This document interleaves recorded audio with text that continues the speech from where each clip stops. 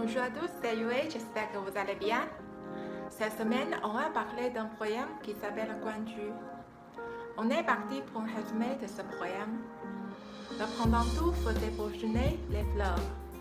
Selon la coutume de la dynastie Zhou, chaque février, le fonctionnaire en charge du mariage a réuni les jeunes filles et hommes célibataires et leur a demandé de choisir un conjoint ou une conjointe.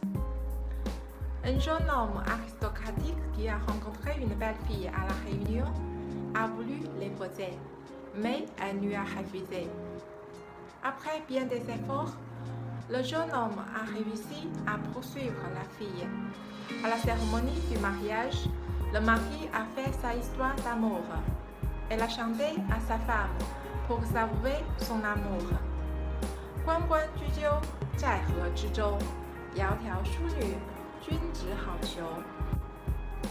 雎鸠, c'est un oiseau avec de belles plumes de couronne sur sa tête et une belle voix. 关关, c'est le chant des oiseaux. 窈窕, c'est une femme gentille et gracieuse. C'est le premier chapitre de tout le poème. Le mari nous montre une belle image.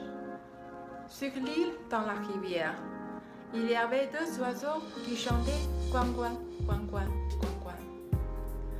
Il a rencontré une fille gentille et gracieuse. Elle était son coup de foudre. 参差荇菜，左右流之。窈窕淑女，寤寐求之。荇菜, c'est une plante aquatique aux fleurs jaunes dont ses jeunes feuilles sont comestibles. 寤寐, il s'agit de se réveiller et s'endormir. Dans le deuxième chapitre, le mari commence à raconter sa poursuite de la fille. Comme le plante dans la rivière était inégaux, il a essayé de cueillir, parfois à gauche, parfois à droite. Il a déjà trouvé si belle fille. Elle lui manquait jour et nuit. 求之不得，寤寐思服。悠哉悠哉，辗转反侧。悠哉, il s'agit de réfléchir.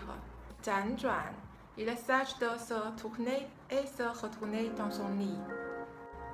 La première fois qu'il a demandé à une marieuse de proposer un mariage, la fille lui a refusé. Alors, il est tombé dans une pensée profonde. Il marchait en pensant à elle et mangeait en pensant à elle. Dans la nuit, il se retournait et se retournait dans son lit, incapable de s'endormir. 参差荇菜，左右采之。窈窕淑女，琴瑟友之。琴瑟, c'est un nude et une cithare. Comme les plantes dans la rivière étaient inégaux, il était très difficile à cueillir. Il a repris courage de rendre sa visite à la fille en jouant du luth et de la cithare. Elle a finalement été émue par sa sincérité et a accepté son cœur. 参差荇菜，左右芼之。窈窕淑女，钟鼓乐之。钟鼓, c'est une cloche et un tambour. Même si le plante dans la rivière était illégaux, il pouvait le faire donc il travaille dur. Ce jour-là, il a enfin épousé cette fille. Ils ont joué les tambours plus forts et les cloches plus mélodieuses pour célébrer ce bon moment. Voilà, je vais vous partager une traduction en français. La paix, l'ami. Au bord de l'eau, crient deux oiseaux. L'homme a envie de belle amie. Le caisson roule dans l'eau qui coule. On fait le jour de nuit et jour. L'ami refuse, non s'accuse. Il tourne au lit de là de ci.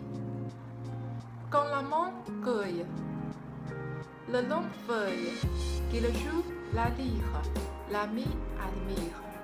Gon mange long. Au cours résonne, la cloche sonne, l'ami se donne. Merci beaucoup pour votre soutien et votre confiance. Prenez soin de vous et du coup, on se voit à la prochaine fois.